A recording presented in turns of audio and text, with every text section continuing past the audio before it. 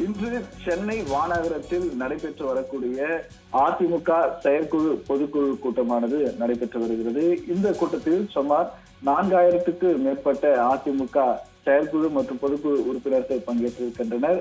2026 சட்டமன்ற தேர்தல் வருகின்ற ஏப்ரல் மாதத்தில் நடைபெற இருக்கக்கூடிய நிலையில் அதற்காக அதிமுக தீவிரமாக தயாராகி வருகிறது.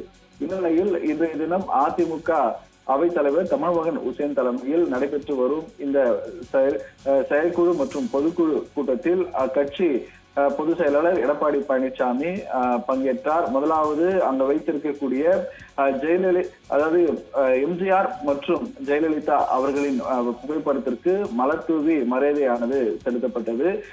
பிற்பாடு இந்த கூட்டமானது துவங்கியது. அப்பொழுது 2026 சட்டமன்ற தேர்தலில் அதிமுக கூட்டணியில் தலைமை தாங்கும் பொதுக்குழு தீர்மானமானது நிறைவேற்றப்பட்டது. குறிப்பாக கூட்டணியில் யாரை இணைப்பது என்பது தொடர்பாக முடிவெடுக்கும் அதிகாரமானது அக்கட்சி பொதுச் செயலாளர் எடப்பாடி பழனிசாமிக்கு முழு அதிகாரம் உள்ளதாக தீர்மானமானது நிறைவேற்றப்பட்டிருக்கிறது. அதே போல எடப்பாடி பழனிசாமி 2026 சட்டமன்ற தேர்தலில் மீண்டும் முதலமைச்சர் ஆக்குவோம் எனவும் சூளுரை ஆனது அதிமுக பொதுக்கூட்டத்தின் தீர்மானத்தின் வாயிலாக எடுக்கப்பட்டிருக்கிறது.